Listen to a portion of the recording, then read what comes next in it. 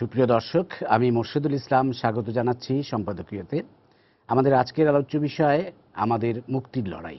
আর এ নিয়ে আমাদের সাথে আলোচনার জন্য উপস্থিত রয়েছেন তিনজন। আমি পরিচয় করে দিচ্ছি। প্রথমে রয়েছেন সৈয়দ মঞ্জুরুল ইসলাম, অধ্যাপক, ইংরেজি বিভাগ, ঢাকা বিশ্ববিদ্যালয়ে।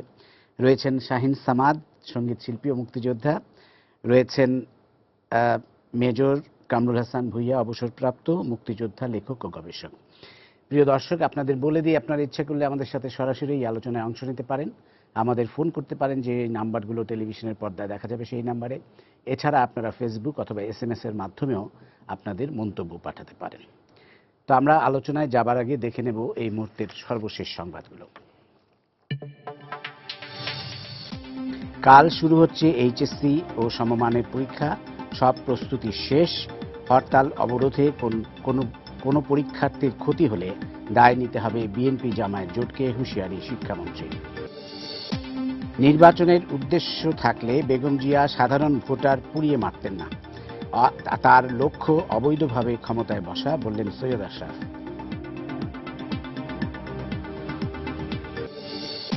সুষ্ঠু নির্বাচনের জন্য মামলা প্রত্যাহারের দাবি বিএনপির। প্রার্থীদের মধ্যে যাদের মামলা রয়েছে তাদের বিবরণী কমিশনে দেওয়া হয়েছে, জানালো ডিএমপি।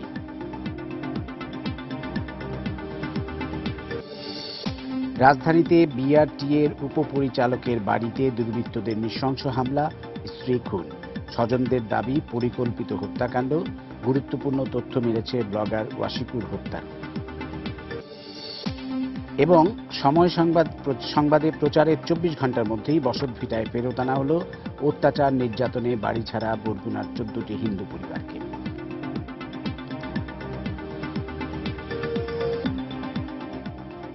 আমরা এবার চলে যাব আমাদের আজকের আলোচনায়।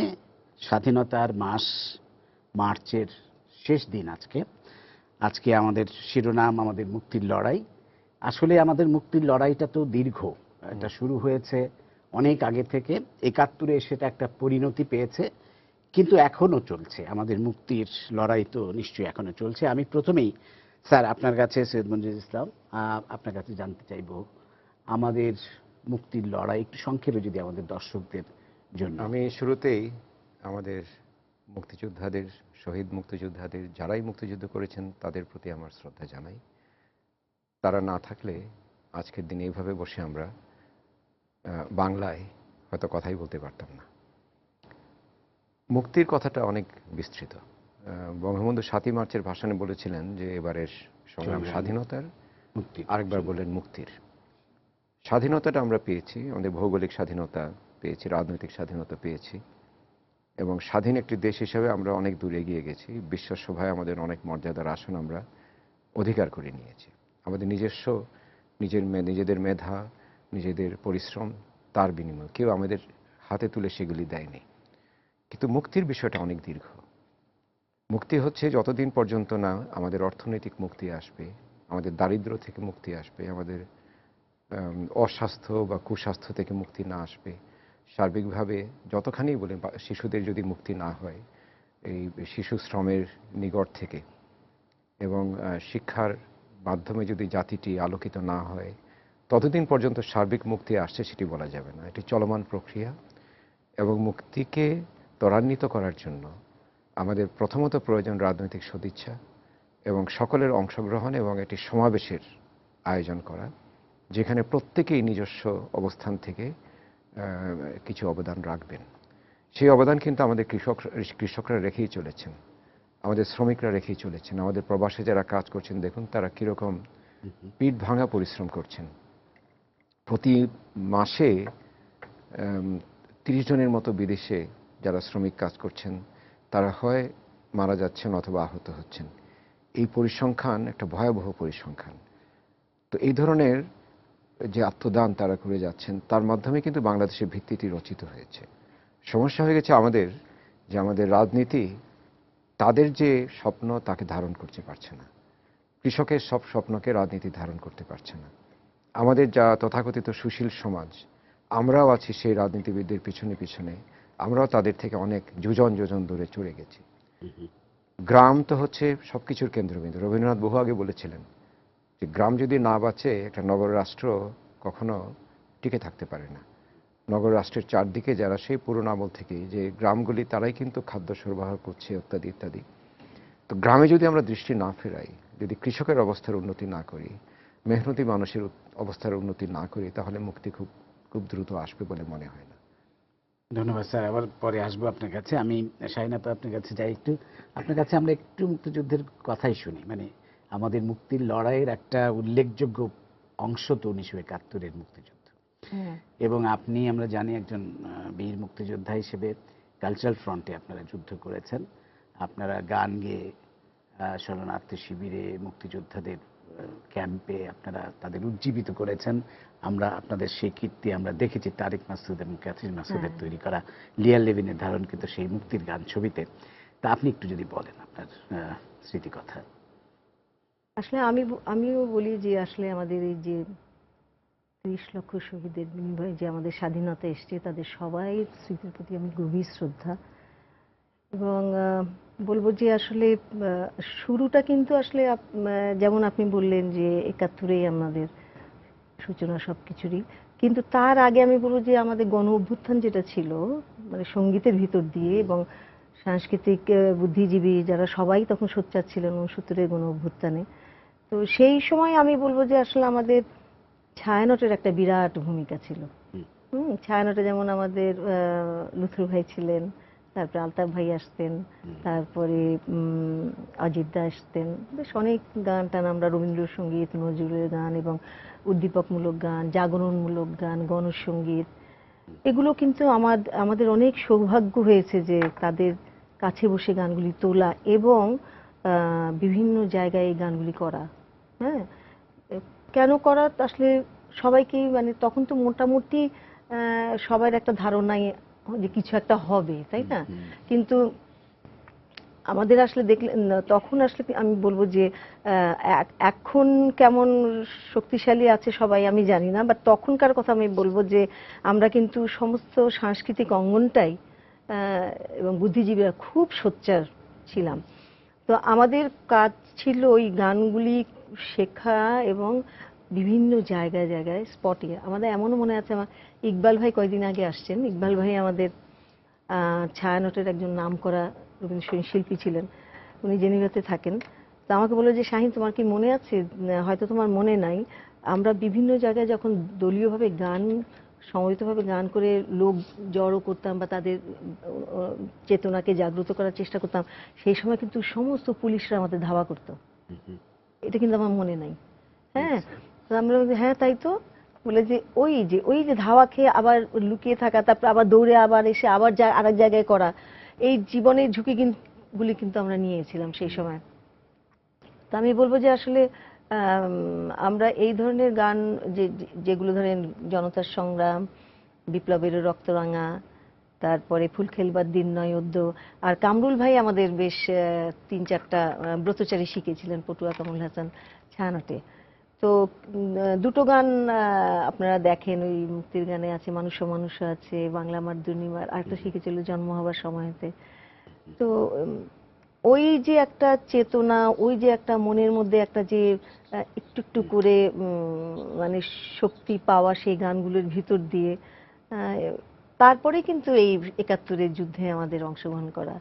তো আমাদের যেরকম যেন আমরা চিন্তা করেছিলাম যে আমরা তো রাইফেল নিয়ে যুদ্ধ করতে পারবো না, তা আমাদের কণ্ঠ আছে, কণ্ঠ দিয়ে করতে পারবো। আর সেই উদ্দেশ্য নিয়েই আসলে চলে যাওয়া হয়েছিল আর কি কলকাতায়। আর পরে আমরা সেখানে বাংলাদেশ মুক্তি সংগ্রামী শিল্পী সংস্থার সাথে যুক্ত হই এবং সেখানে আমি পুরো অতটা ডিটেলে বললে অনেক বলতে হবে। তো ওখানে গিয়ে আসলে 144 নম্বর লেনিন সরণিতে ওখানে দীপেন বন্দ্যোপাধ্যায়, ওখানে উনি একজন লেখক, সাংবাদিক এবং বুদ্ধিজীবী, ওনার বাসাতে আমাদের একটা ছোট জায়গা ছেড়ে দিলেন, ঘর রিহার্সেলের জন্য। কিন্তু সেখানে গিয়ে কিন্তু আমি ডক্টর সঞ্জিদা খাতুন উনি ছিলেন, ওয়াহিদ ভাই ছিলেন, তারপরে মুস্তাফা মানোয়ার, তারপরে সৈয়দ হাসান ইমাম, তারপরে তারেক আলী, এনামুল হক, মুর্শাদ আলী, বিপুল ভট্টাচার্য, মিলিয়া আলী, তারপরে ডালিয়া নওশীন, কার নাম বলবো না, শর্মিলা বন্দ্যোপাধ্যায়, শিলা ভদ্র, তারপরে মঞ্জুলা মঞ্জুশ্রী, তারপরে শারমিন মুর্শেদ, তারপরে মাহমুদুর রহমান বেনু, সবাই তো ওখানে মানে সবাই ছিল, সবাইকে দেখলাম। তো তখন হয় কি একটা প্রাণে একটা নিজেরও একটা শক্তি আসে যে না আমি তো একা আসি নাই, সবাই তো এসছে এখানে, সবাই তো দেশকে স্বাধীন করার একটা ব্রত নিয়ে। আমার মনে আছে যে 7ই মার্চের যে ভাষণটা, সেই ভাষণটা তো আমার মনে হয় যে আমাদের 7.5 কোটি আমাদের জনগণকেই কিন্তু একটা বিন্দুতে দাঁড় করিয়েছিল, যে সবাই একটাই ব্রত ছিল যে আমরা দেশ স্বাধীন করব। আমি বলি যে ভাই যারা দেশের ভিতরে ছিল তারাও মুক্তিযোদ্ধা, কিছু জন বাদ দিয়ে, আর যারা আমরা বাইরে চলে গেছিলাম তারাও মুক্তিযোদ্ধা। আমার মনে হয় সেটাই। শাহিন আপা, আবার আসবো আপনার কাছে, আপনার সেই 71-এর গল্প শুনবো আমরা। নিশ্চয়ই বলবো। আর আপনার কাছে যাওয়ার আগে আমরা একজন দর্শক আছে আমাদের সাথে, আমরা একটু ফোনটা নিয়ে নিই। প্রিয় দর্শক, আপনার পরিচয়টা দিয়ে প্রশ্নটা করুন। হ্যালো, আসসালামু আলাইকুম। ওয়ালাইকুম সালাম, বলুন। আমি ঢাকা থেকে বলছি, আমার নাম শফিক। আমি একজন বীর প্রতীকের সন্তান। আমার আব্বার নাম মরহুম তৈয়ব আলী বীর প্রতীক। আমি আবারও মেজর কামরুল হাসান ভূঁইয়া চাচাকে আমি আবার একটা সালাম দিচ্ছি। আসসালামু আলাইকুম। ওয়ালাইকুম সালাম। চাচা, আপনার কাছে আমার একটা প্রশ্ন। দেশের পরিস্থিতি বর্তমানে যাই আছে সেটা থাকুক ভবিষ্যতে বা না থাকুক, যেমনই হোক, কিন্তু আমার প্রশ্নটা হচ্ছে এই স্বাধীনতার মাস এটা, এবং এই মাসে স্বাধীনতার মাসে আমি বেশ কয়েকদিন আপনাকে টকশোতে, বিভিন্ন টকশোতে দেখেছি। আমার একটা প্রশ্ন ছিল তাতে আপনার কাছে, এই উত্তরটা আমাকে দিবেন। স্বাধীনতার কথা যখনই বলা হয় অনেক সময় কথা প্রশ্ন ওঠে যে ইতিহাসকে বিকৃত করা হচ্ছে। হ্যাঁ, আমাদের আগামী প্রজন্ম মেজর এমএজি ওসমানী, যিনি নাকি মুক্তিযুদ্ধের সর্বাধিনায়ক ছিলেন, শেখ মুজিবুর রহমান সাহেব জাতির পিতা, আজীবন থাকবেন, এবং মেজর জিয়াউর রহমানও উনি একজন সেক্টর কমান্ডার ছিলেন। এই দুইজন ব্যক্তির কথাই বলা হয়, কিন্তু মেজর এই যে মুক্তিযুদ্ধের সর্বাধিনায়ক মেজর এই যে এমএজি ওসমানী, মেজর জেনারেল, ওনার কথাটা কেন বলা হয় না? ধন্যবাদ, ধন্যবাদ। জি জি, আমি আগে তৈয়ব আলীকে দিয়ে শুরু করি, আলোচনাটা শুরু হোক একজন বীরকে দিয়ে। আমার sector commander major Khaled Mosharraf বলছেন যে ঢাকা শহরের একজন ফল বিক্রেতাকে আমি গেরিলা কমান্ডার বানিয়েছিলাম। তৈয়ব আলী 2 নম্বর সেক্টরের সদর দপ্তর ছিল মেলাঘরে তখন রাইফেল পাওয়াই দুষ্প্রাপ্য অস্ত্র ছিল। তো এলএমজি অটোমেটিক ওয়েপন খুব দুর্লভ। তৈয়ব আলী বেটে কোটে মোটাসোটা শক্ত গড়নের, যে অপারেশনাল অফিসার ক্যাপ্টেন হায়দারকে বলছে স্যার একটা এলএমজি দেন। তো ক্যাপ্টেন হায়দার হাসছেন, বলছে যে এলএমজি দিয়ে কি করবি? কোথাও যুদ্ধ করাম স্যার। বলে যুদ্ধ তোর কিছু কইরা আয়, তারপর এলএমজি পাবি। কয়দিন পরে সে গামছার মধ্যে একজন পাকিস্তান আর্মি মিলিটারি পুলিশের ক্যাপ্টেনের ব্যাজেস অফ র্যাঙ্ক, হলস্টার, পিস্তল, বুট, মাথাটা, বেল্ট, এগুলো সব নিয়ে হাজির করছে, স্যার যুদ্ধ করেছি। একটা মিলিটারি পুলিশের ক্যাপ্টেনকে, মিলিটারি পুলিশ ডিউটি করে ক্যান্টনমেন্টের আশেপাশে, সে যুদ্ধের মাঠে যায় না, সে কত কাছ থেকে থাকে। একদিন 2 ইঞ্চ মর্টার ফায়ারিং হচ্ছে। 2 ইঞ্চ মর্টারের কোনো এটার কোনো ডিভাস্টেটিং এফেক্ট নাই, একেবারে মাথার উপরে না পড়লে মরে না। তবুও যেহেতু এটা মর্টার এবং দুষ্প্রাপ্য, তো এটার ডেমনস্ট্রেশন হচ্ছে। তো এর মধ্যে তৈয়ব আলী এসে বললো, ক্যাপ্টেন হায়দার আছে, বলে স্যার একটা 2 ইঞ্চ মর্টার দেন। তো বলছে যে ঠিক আছে তোরা 2 ইঞ্চ মর্টার দিব, কিন্তু তুই বল কত দূরকে 2 ইঞ্চ মর্টারের গোলা কত দূর যায়। তৈয়ব আলী একদম নিরক্ষর। তো সে বলছে স্যার ওই যে সামনে চারিদিকে পাহাড়, সামনে আমের চারাটা আছে না স্যার, এমন দূরে দেবো 400-450 গজ। আসলে ওটার রেঞ্জ অতটুকুই। তো এখন ক্যাপ্টেন হায়দার বলছে যে তাহলে তুই বল কেমনে মারলে যাইব। তখন সে বাম হাতটা এরম করে রেখে ডান হাতটা দিয়ে বলছে স্যার হোতায়ও না স্যার, খাড়া কইরাও না স্যার, এই মাঝামাঝি আর কি স্যার, মানে এই 45 ডিগ্রি অ্যাঙ্গেল। তো ও তো হাই ট্রাজেক্টরি ওয়েপন জানে না, ও ক্যালকুলাস জানে না। কিন্তু আমার sector commander major Khaled Mosharraf বলতেন যে তোমাদের দেশপ্রেম, ছেলেদেরকে মতিনগরে বলতেন যে তোমাদের দেশপ্রেম এমনিতেই আছে, নাহলে তোমরা এখানে আসতে না, প্রাণ দিতে আসতে না। আমার কাজ কেবল তোমাদের যুদ্ধ শেখানো, এবং যুদ্ধ শেখানোর জন্য যে সময় সুযোগ দরকার তা আমার নাই। কাজে যুদ্ধের মাটি তোমাদের প্রশিক্ষণ একাডেমি, তোমরা যুদ্ধ করবে, ভুল করবে, প্রাণ দিবে, রক্ত দিবে, এরপরে আর ভুল করবে না। তৈয়ব আলীরা হচ্ছে সময়ের সেই সাহসী সৈনিক। তৈয়ব আলী, আমি তখন দুর্নীতি দমন ব্যুরোতে আর্মি থেকে ডেপুটেশনে পোস্টিং। তৈয়ব আলী সবসময় লিখছি একটা লুঙ্গি আর একটা হাফ শার্ট।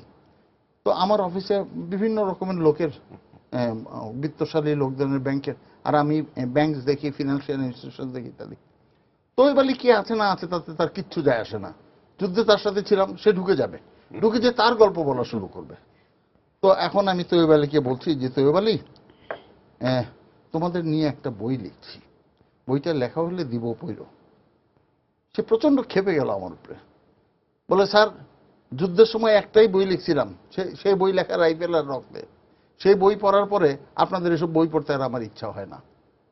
তো আমার বইটা 1999-এর 5ই জানুয়ারি প্রকাশ হয়, তার আগেই তৈয়ব আলী আমাদের ছেড়ে চলে যায়। আর বারবার ঘন্টা বাজিয়ে মনে করে দিয়ে যায় যে আমাদের এই আশা তো যাবার জন্যই, তৈয়ব আলীকে সালাম আবারও। যে প্রশ্নকর্তা যিনি প্রশ্নটা করেছেন যে কর্নেল এমএজি ওসমানীর কথা, সেইভাবে আলোচনা জবাব হয় না। দিতে গেলে অনেক খুব বড় সংক্ষেপে উত্তর হবে। কর্নেল মোহাম্মদ আতাউল গনি ওসমানী, উনি আমাদের কমান্ডার ইন চিফ ছিলেন। খালি কমান্ডার ইন চিফ ছিলেন না, ওনাকে with the portfolio of A cabinet minister, কাজে অনেক উপরে ওনার ইয়া ছিলেন। ওনাকে ঠিকমতো মূল্যায়ন করা হয়নি, 1 নম্বর। 2 নম্বর, উনি খুব কি বলে এক্সেন্ট্রিক, মানে সিদ্ধান্ত পাল্টাতেন। এবং একদিন আমি এয়ার ভাইস মার্শাল খন্দকারকে প্রশ্ন করছিলাম যে স্যার আপনি তো ডিপটি চিফ অফ স্টাফ হিসেবে সব কাজ আপনি করতেন, ওসমানী একে অ্যারেস্ট করো, এটা করো, সেটা করো। আমি 11 বার উনি রিজাইনই করছিলেন। এই আমাদের প্রধানমন্ত্রী তাজউদ্দিন আহমেদ ওনাকে ধরে ধরে রাখছেন। তো অনেকক্ষণ বলার পরে আমাকে এয়ার ভাইস মার্শাল খন্দকার বলছে যে কামরুল আর কিছু বলবে? এমন না স্যার, আর কিছু বলবো না। উনি বলছেন যে Kamrul, given the same objective, একই শত্রু অবস্থান দখল করতে যে একই লোকবল, একই অস্ত্রবল যদি দেওয়া হয়, 2 জন কমান্ডিং অফিসার কি একই প্ল্যান প্রণয়ন করবে? এমন তা নেসেসারিলি নট। কেউ ডান দিক দিয়ে আক্রমণ করবে, কেউ বাম দিক দিয়ে, কেউ 1 ফেজে করবে, কেউ 2 ফেজে করবে, কেউ প্রি এইচ আওয়ার বম্বার্ডমেন্ট নিবে, কেউ নিবে না। তো বলল তাহলে আর ওসমানীর সমালোচনা কেন করো? তুমি বলছো যে আমি সব কাজ করতাম, কিন্তু আমাকে তো কেউ চেনে না। বঙ্গবীর ওসমানীকে সবাই চেনে। এবং তুমি বলো যে ওসমানীর সেন্স অফ পারপাস নিয়ে তোমার কোনো প্রশ্ন আছে? আমি বললাম জি না স্যার। ওসমানীর সিনসিয়ারিটি নিয়ে তোমার কোনো প্রশ্ন আছে? আমি বললাম জি না স্যার। ওসমানীর প্যাট্রিয়টিজম নিয়ে তোমার কোনো প্রশ্ন আছে? আমি বললাম জি না স্যার। তখন উনি বলছেন দেন ওয়াই ক্রিটিসাইজ? এই সব কিছু ভালো মন্দ সকলেই মিলে এটা নিয়েই তো ওসমানী। ওসমানীকে সবাই চিনে। তো ওসমানীর অবদান অনেক। এর মধ্যে ওসমানীর ওনার যেসব স্বকীয়তা ছিল সেটা আমরা কেউ পছন্দ করতে পারি, কেউ না।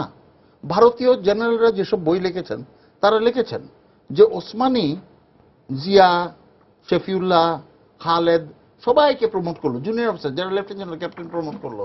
কিন্তু উনি নিজেকে তো প্রমোট করেনি। উনি তো দাবি করতে পারতেন যে আমি তো of the rank of A cabinet minister. And if he had promoted himself to the rank of general, it would have been easier. ওনার জন্য সহজ হতো মানেক শাহকে হ্যান্ডেল করতে। উনি মানেক শাহকে নাম ধরে রাখতেন মানেক। মানেক শাহ ওনার কিছু সিনিয়র ছিলেন, কিন্তু বয়সে ওসমানী সিনিয়র ছিলেন। ওসমানী আলিগড় থেকে ভূগোলে MA করে, ICS করে তারপরে আসছেন আর্মিতে। উনি তো ইয়ারও সিনিয়র ছিলেন। তো কাজেই ওসমানী তো নিজে ছিলেন নির্মোহ। এখন কেন উনি এটা করতেন? উনি একদিন মেলাঘরে আমি দেখছি 91 BSF এর কমান্ডারকে উনি বলছেন যে আমি যখন তোমাকে বলছি যে 3 দিনের রেশন আমি মজুদ চাই প্রতিটা ক্যাম্পে, আমি এখানে এসে দেখি মাত্র 1 দিনের রেশন মজুদ। কি জবাব তোমার বলো? এবং সব জুনিয়রদের সামনে। আমরা যখন আর্মিতে বকাবকি করি তখন যেন এটা খেয়াল রাখি যে জুনিয়রদের সামনে যেন বকাবকি না করি। তো ওসমানী এগুলো করতেন, কিন্তু এই সব নিয়েই ওসমানীর তো বিকল্প তৈরি হয়নি। হ্যাঁ, সেটা বটে। অবশ্যই আমরা আপনার কাছে তাহলে আবার আসবো। স্যার, আপনার কাছে একটু আমি জানতে চাচ্ছি আমাদের দর্শকদের জন্য, আমাদের যে মুক্তির লড়াই একেবারে মানে পাকিস্তান হওয়ার পরপর তো যদি বলা যায় সেই 52 ভাষা আন্দোলনের আগেই কিন্তু সেই প্রথম প্রতিবাদটা হয়েছিল, যখন জিন্নাহ ঘোষণা করলেন যে উর্দুই হবে রাষ্ট্রভাষা। একটু সংক্ষেপে যদি আপনি ইতিহাসটা। আমি তাহলে সংক্ষেপে তার পিছনের ইতিহাস আমি 1 মিনিটে বলি, তাহলে সেটা একটা প্রাসঙ্গিক হবে। 1905 সালে একবার বঙ্গভঙ্গ হলো, 1911 সালে রদ হয়ে গেল। এই 6 বছর ঢাকা সহ এই পূর্ববঙ্গের প্রভূত উন্নয়ন হয়ে গেল। পরিসংখ্যান যারা জানেন তারা জানবেন।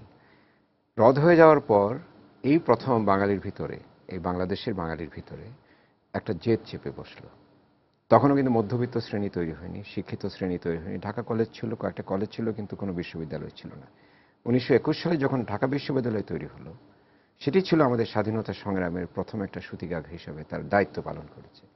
একদিকে ছাত্রদের, শিক্ষকদের সমন্বিত করে একটা আন্দোলনের দিকে নিয়ে গেছে, একটা উদ্দেশ্য দিয়েছে, একটা পরিচিতি দিয়েছে যে আমরা কারা, আমরা বাঙালি, পূর্ব বাংলার বাঙালি, আমরা অন্য পশ্চিমবঙ্গের বাঙালির মতো নই, যদিও আমাদের সঙ্গে মিল আছে। কিন্তু এই যে একটা পরিচিতি খুব গুরুত্বপূর্ণ ছিল।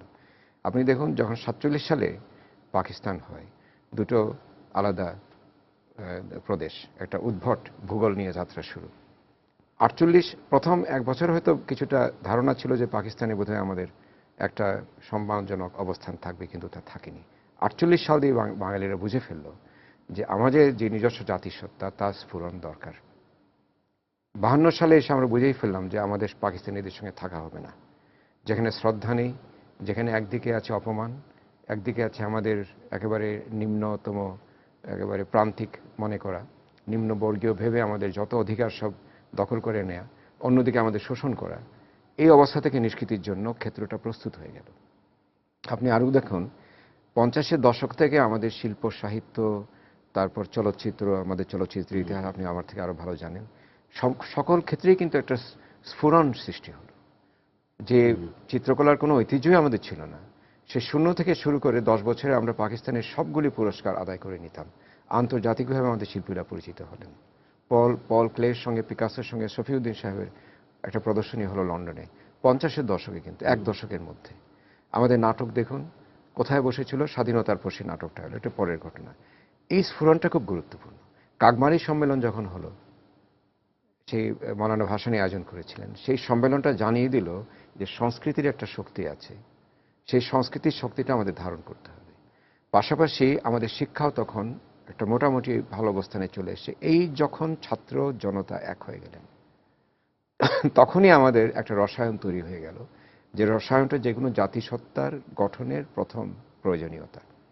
তারপর তো যখন এই আমাদের একটা 54 সালে নির্বাচন হলো, বাঙালিদের একটা সুযোগ আসলো যে রাজনৈতিকভাবে আমাদের অধিকার প্রতিষ্ঠা, সেটি বঞ্চনার শিকার হয়ে 56 সালে পাকিস্তান মোটামুটি একটা অবস্থানে চলে গেল। 58 সালে যখন সামরিক শাসন এলো আইয়ুব খানের, তখন আমাদের আর কোনো সন্দেহ থাকলো না যে আমাদেরই ভবিষ্যৎটা আমাদের গড়তে হবে মুক্তির জন্য। সেখান থেকে আমরা যাত্রা শুরু করলাম। 66 এসে যখন বঙ্গবন্ধু তার 6 দফা ঘোষণা করলেন, ক্ষেত্রটা একেবারে প্রস্তুত হয়ে গেল। তারপরের ইতিহাস হচ্ছে 66 থেকে 71 হচ্ছে আমাদের প্রস্তুতি, একটা একটা করে সিঁড়ি ভেঙে আমরা অগ্রসর হচ্ছি। এবং কি যে অদ্ভুত একটা, আমি যার রসায়নের কথা বললাম, রসায়নটা এমনই ছিল। দেখুন, এখানে অর্থনৈতিক যারা দিক নির্দেশনা দিবেন তারা ছিলেন, রাজনৈতিক দিক নির্দেশনা দিবেন বঙ্গবন্ধু ছিলেন, তার সহযাত্রীরা ছিলেন, তাজউদ্দিন আহমেদের মতো নেতৃত্ব ছিল। সামরিকভাবে যে একটা দেশ তৈরি হবে, সেখানেও এটা আমাদের কামরুল ভাই আরো ভালো বলতে পারবেন, ভিতরে ভিতরে সেই প্রস্তুতিও কিন্তু আমাদের শুরু হয়ে গেছে। 71-এ এসে অনেকে বলেন যে আমাদের একেবারে শূন্য থেকে শুরু করেছে, আসলে কিন্তু ঠিক নয়। আমি মনে করি যে আমাদের 71-এর 7ই মার্চের মধ্যেই আমাদের মোটামুটি ধারণা হয়ে গেছে কোথায় কি করতে হবে। বঙ্গবন্ধুর সেই ভাষণটা ছিল সত্যিকার অর্থে একটা স্বাধীনতার ডাক, সেটা মুক্তিরও ডাক। স্বাধীনতা আমরা অর্জন করেছি, মুক্তিটা এখনো অনেক বাকি আছে। কিন্তু এই যে সংক্ষিপ্ত ইতিহাস বললাম, দেখুন 3টা সূত্র আপনি আলাদা করতে পারবেন। একটা হচ্ছে আমাদের শিক্ষা এবং আমাদের একটা নেতৃত্ব। সেই নেতৃত্ব পৃথিবীর সব দেশে মধ্যবিত্ত দিয়েছে, কিন্তু সেই নেতৃত্ব একসময় চলে গেছে আমাদের শ্রমিক, কৃষক, মেহনতি মানুষের হাতে।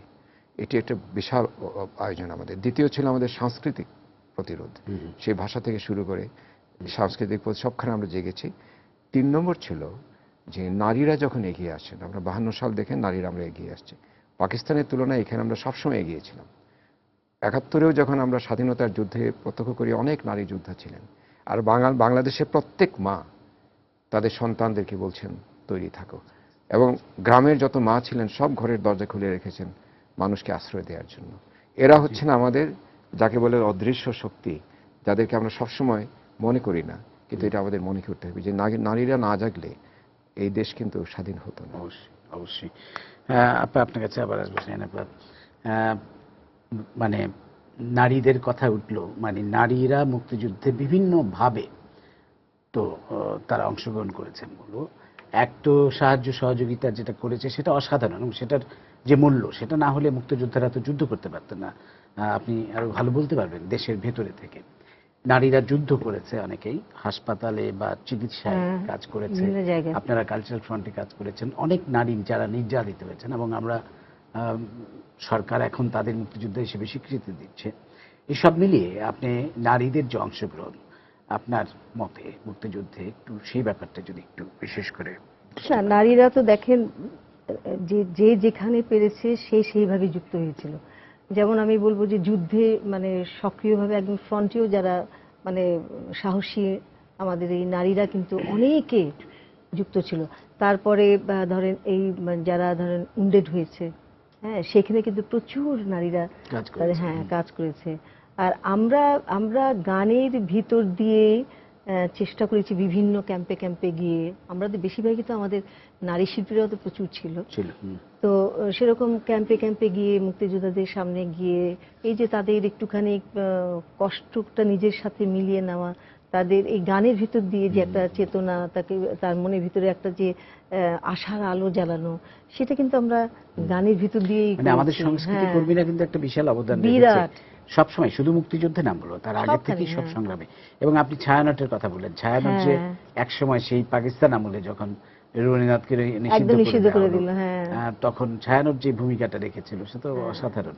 তারপর টিপ পড়া বন্ধ করে দিল না, সে অনেক কিছু, কিন্তু তা তো সবই তো আমরা মানে আমরা মেনে তো নেই নাই সেভাবে, তাই না? আপনি একটি আপনার মানে স্মরণীয় একটু ঘটনা কি বলবেন আপনার? স্মরণীয় ঘটনা তো আসলে অনেক আছে। তো আমি একটা বলবো, একটা সল্ট লেকে একটা ইয়েতে গেছিলাম আমরা, শরণার্থী ক্যাম্পে। এখন তো সল্ট লেক বিরাট হয়ে গেছে, তখন তো মানে অনেক, মনে হয় 1 কোটি আমাদের গ্রামের যত সাধারণ আমাদের যারা ছিলেন আর কি গ্রামবাসী তারাই ছিলেন। তো ওইখানে আমার মনে আছে একটা ইয়েতে গেলাম, শরণার্থী আমরা ক্যাম্পে গেলাম। আমি ওটা এখনো ভুলি নাই, ওটা কিন্তু মুক্তির গানে আছে, কিছুটা দেখায়। ওই মাটিতেও আপনি পাটি বিছানো প্রচুর মুক্তিযোদ্ধারা, কারো হাত নেই, কারো পা নেই, কিন্তু তখন ওই যে শক্তিটা, অনেকে কিন্তু এগুলো কিন্তু দেখা মানে দেখতে পারে না, ভয় পায় বা ফেন্ট হয়ে যায়। তো সেরকম আমরা দেখেছি, হ্যাঁ, উন্ডেড সমস্ত, এবং প্রচুর মেয়েরা মানে কাজ করতেছে, তাদের সাহায্য করতেছে বিভিন্নভাবে। আর আমার মনে আছে ওখানে এক বুড়ি মহিলা, বয়স 80-র মতো হবে, হ্যাঁ, তো উনি খুব অঝোর ধারায় কাঁদছে আর কি। তো আমরা গেলাম তার কাছে, খুব আদর করে তাকে কাছে নিলাম। তখন সে বলছে যে আমার কেউ নাই, আমি একা, হ্যাঁ, পাক বাহিনী আমার সব, আমার স্বামী, আমার ছেলে মেয়ে নাতনি সব শেষ, শুধু আমি বেঁচে আছি। মানে তখন যে কি আমরাও চোখের পানি রাখতে পারিনি, এরকম একটা কষ্টকর মানে মুহূর্ত।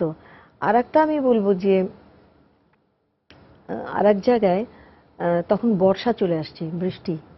তো আমাদের বলা হলো যে ওই ক্যাম্পে যেতে হবে, এবং ওরা বসে আছে অধীর আগ্রহে।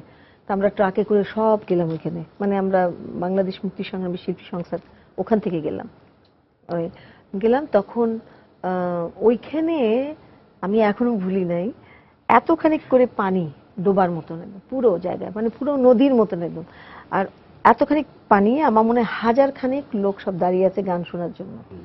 এইটা আমি জীবনে বলবো না, দেখো কি করে করবো এখন, অত মাঝখানে যেহেতু আমরা করতে পারবো না, ওইখানেই মাচাঙের মতন একটা উঁচু ইয়ে দিয়ে আপনার ওই যে বাঁশ দিয়ে করা হলো, বাঁশ দিয়ে করে তারপরে আমরা উপরে গিয়ে সবাই একজন একজন করে ধরে ধরে উপরে উঠে তারপরে আমরা সেখানে যে এই গানগুলি করলাম আর কি। তখন যে কি যে ওদের উৎসাহ, কি যে ওদের উদ্দীপনা, কি যে ভালোবাসা, কি যে শক্তি, মানে ওটা আসলে না এখন ওইভাবে বোঝানো যায় না। যেমন আমাদের গানে এখন পর্যন্ত যখন আমরা গান গাই, আমরা কিন্তু ফিরে যাই সেই সময়টাতেই, জন্মকে আল্লাহ শাহিন আপা এখনো এইভাবে গাইতে পারেন কি করে? কারণ যারা সরাসরি আমাদের যত স্বাধীন বাংলার যত শিল্পী আছে, বাংলাদেশ মুক্তি সংগ্রামী শিল্পী সংস্থা যত যারা ছিলেন, সবাই কিন্তু ওই মুহূর্তটাতেই চলে যায়। হ্যাঁ, তো ওই যে একটা অনুভূতি, ওটা কিন্তু কোনোদিন যাবে না। আর একটা বলবো যে স্বাধীন বাংলা বেতার কেন্দ্রে গিয়ে কেমন করে গান গেয়েছিলাম, আমাদের যে স্বাভাবিক আমাদের সংগঠনের সাথে কিন্তু সেই পশ্চিমবঙ্গের যত, কলকাতায় যত বুদ্ধিজীবীরা ছিলেন, সাংস্কৃতিক অঙ্গনে যারা ছিলেন, যেমন অপর্ণা সেন ছিলেন, সত্যজিৎ রয়, তারপরে তিথি মিত্র, শম্ভু মিত্র, তারপরে অজিতেশ বন্দ্যোপাধ্যায়, তারপরে সুচিতা মিত্র, হেমন্ত মুখোপাধ্যায়, সবাই কিন্তু আমাদের ওই সংগঠনের সাথে যুক্ত ছিল, সংস্থার সাথে আসতে যেতে, এবং ওনারা আমাদের কিছু ফান্ডও দিতেন। সেই ফান্ড দিয়ে আমাদের ওই মাসে আমাদের যারা বিবাহিত তাদের 100 টাকা করে দেওয়া হতো, আর অবিবাহিতদের 50 টাকা করে দেওয়া হতো, এটা আমার মনে আছে। তো ওইখানের কি কথার উপরে বলছিলাম জানি কথাটা, স্বাধীন বাংলা বেতার কেন্দ্র। হ্যাঁ, তো ওইখানে স্বাভাবিক একটা এত বড় একটা সংগঠন, আমরা মোটামুটি পশ্চিমবঙ্গ সব কভার করেছি, দিল্লিতে গিয়েও গান গেয়েছি, তো ওইখানে স্বাভাবিক আমাদের ডাক পড়বেই স্বাধীন বাংলায়। তা আমরা গেলাম, গিয়ে আমরা 6টা গান করে দিয়ে এসেছিলাম। পরে আবার ডাক এসেছিল, তখন আমার মনে আছে যে স্বাধীন বাংলার বাইরে আমাদের জাতীয় পতাকার তলায় আমরা, আমাদের তখনও তো সোনার বাংলা ওরকম ভাবে হয়নি, কিন্তু তবু আমরা ওই সোনার বাংলায় গাইলাম। তারপরে আবার সমরদা ডাকলেন, তখন আমাদেরকে যেহেতু শরণার্থী ক্যাম্পে ক্যাম্পে মুক্তিযোদ্ধাদের সামনে যেতে হতো, সেজন্য আমরা করতে পারি নাই। পরে আমরা টালিগঞ্জ টেকনিশিয়ান স্টুডিওতে 14টি গান করে দিয়েছিলাম, যেটা সারা সর্বক্ষণ বেজেছে। তার মধ্যে জনতার সংগ্রাম, এসো মুক্তিরণের সাথী, দেশে দেশে ভ্রমিতব দুঃখ গান গাহিয়ে, রবীন্দ্রনাথ ঠাকুরের গান, ওই পোহাইলতি মিরুরাতি, চলো যাই চলো যাই, নজরুলের কারা রইল হুকাপার, শিকল পড়া ছল, একি অপরূপ মাতমায়, এইসব অনেক গান। আর লুৎফর ভাইয়ের গান শেখানো তো, জনতার সংগ্রাম, এগুলো তো বেজেছেই, মুসাদ আলীর গান। আমি আবার আপনার কাছে যাব, মেজর কামরুল হাসান ভূঁইয়া, আপনার কথাই শুনবো এবার। আপনার যুদ্ধের স্মৃতি, আপনি সরাসরি কিন্তু ফ্রন্টে যুদ্ধ করেছেন। না, আমার যুদ্ধ তো খুব কম। আমি কেউ না, কিন্তু আমি যেহেতু সংগ্রহ করি সবার কাছ থেকে, আমি আমার সংগ্রহ থেকে বলি। জি, আমাদের 6 নম্বর সেক্টর কমান্ডার ছিলেন উইং কমান্ডার মোহাম্মদ খাদিমুল বাশার। উনি বোমার পাইলট ছিলেন। তো 6 নম্বর সেক্টর যেহেতু রণকৌশলগত পথে কম গুরুত্বপূর্ণ, তো ওনার একটা ছেলে ছিলেন, একজন মুক্তিযোদ্ধা শরীফ উদ্দিন আহমেদ, ওনার ডাকনাম বাচ্চু। উনি খুব ঘনিষ্ঠ ছিলেন। একদিন বাচ্চু ভাইকে ডেকে বলেন, বাচ্চু, কয়েকটা মেয়ে আনতে পারো না? এখন মুক্তিযুদ্ধের মধ্যে মেয়ে আনবে কি করে? তো উনি ওনার ছোট বোনটা মেট্রিক পরীক্ষা দিবে, তো মেয়েটাকে বললো, মেয়েটা তো উৎফুল্ল হয়ে রাজি হয়ে গেল।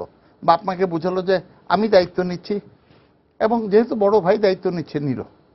এখন এই মেয়েটার নাম গিনিকে বললো যে গিনি, তুই তোর কটা বান্ধবীকে বুঝাতে পারিস না? যেহেতু বাচ্চু ভালো সুনাম ছিল, এবং গিনি তার আপন বোনকে নিয়ে আছে, আরো 5টা মেয়েকে নিয়ে দিয়ে যখন হাজির হলো উইং কমান্ডার খাদিমুল বাশার, মোহাম্মদ খাদিমুল, সত্যি অবাক হয়ে গেলেন। এখন এই সমস্যা ছিল মেয়েদেরকে নিরাপত্তা দেওয়া, একটা স্কুল ঘরের একটা রুমে টুমে পাহারা টাহারা দিয়ে এই মেয়েদেরকে রাইফেল শেখানো হলো, গ্রেনেড শেখানো হলো, এবং উনি একটা নাটকের মতন করে যেখানে আমাদের ডিফেন্সগুলো আছে, সেই ডিফেন্সে মেয়েদেরকে নিয়ে যেতেন, নিয়ে যেয়ে ওখানে কয়েক ঘন্টা রাখতেন। উনি ওয়ার্ল্ড প্রেসকে ডাকতেন, ইন্ডিয়ান প্রেসকে ডাকতেন, আর আমাদের ছেলেদেরকে বলতেন যে তোমার বোনরা পারে না, তোমরা পারো না কেন?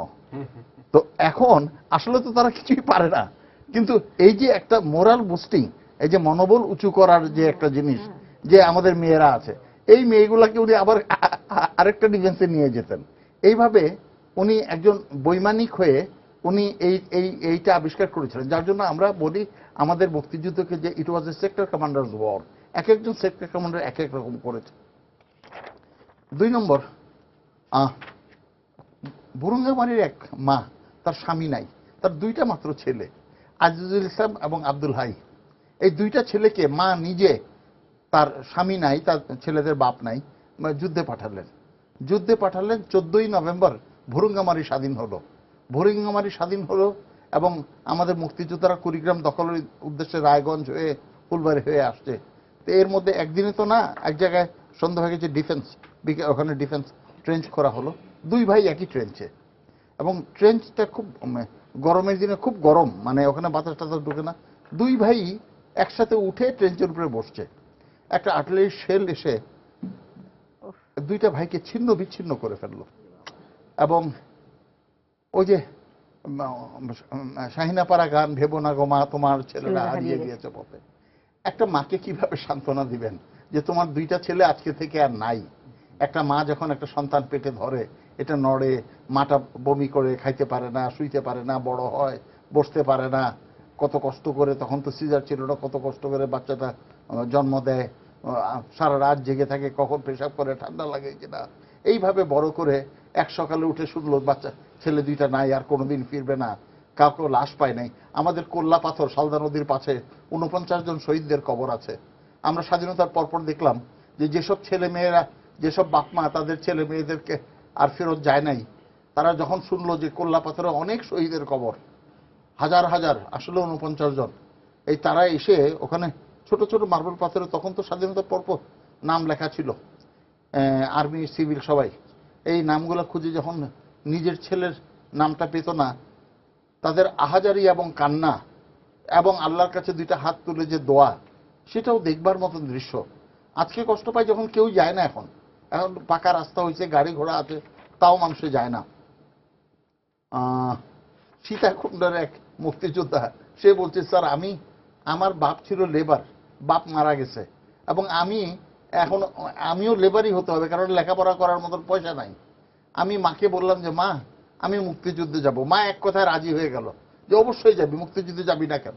এবং তারপরে মা ঘরের ভিতর থেকে তার শেষ সম্বল দুইটা কানের দুল নিয়ে আসলো, নিয়ে এসে বললো যে এই কানের দুল দুইটা বিক্রি কর, যা টাকা হয় এই টাকাটা তোর হাতে রাখিস। বলে স্যার আমি 150 টাকা বিক্রি করছি, এই 150 টাকা দিয়ে আমি মুক্তিযুদ্ধে যাই। মাদের অবদান, আমার একটা বই আছে 71-এর কন্যা জায়া জননীরা। আপনারা সবাই কামালপুর যুদ্ধ সম্বন্ধে জানেন মোটামুটি কম বেশি। 31শে জুলাই আক্রমণটা হয়, নায়েক ইউসুফ নামে একটা ছেলে, তার মাল্টিপল হিটস, অনেকগুলো গুলি লাগে, সে কোনো মতে দৌড়ে যে একটা আক্ষেতে আশ্রয় দেয়, এবং সে বলে যে স্যার দুইটা মেয়ে কোত্থেকে আসলো, তারা আমাকে, তখন আমি হুঁশ হারাই ফেললাম, জ্ঞান হারাই ফেললাম, তারা আমাকে নিয়ে আসে। তেমনি করে আমার একটা ছেলে ছিল রায়হান, আমরা এই যে সালদা নদীর একটু উত্তরের রেল স্টেশন নাম মন্দাবাগ রেল স্টেশনে আক্রমণ করবো, আমরা ভারত থেকে আসবো, পূব দিক থেকে আক্রমণ করবো।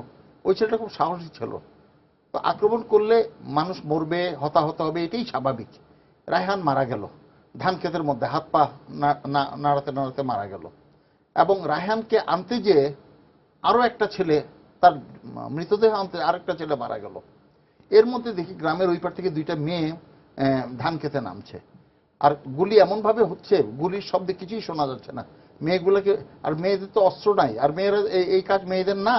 একটা জীবিত মানুষ যখন আহত হয় বা অসুস্থ হয়, সে তো তার বডি ওয়েট কিছু ডিস্ট্রিবিউট করতে পারে, এইটা ধরে ওইটা ধরে, এর কাঁধ ধরে, কিন্তু একটা মৃত মানুষ সে তো বডি ওয়েট ডিস্ট্রিবিউট করতে পারে, তার ওই জন্য বলে মরা মানুষের ওজন অনেক বেশি।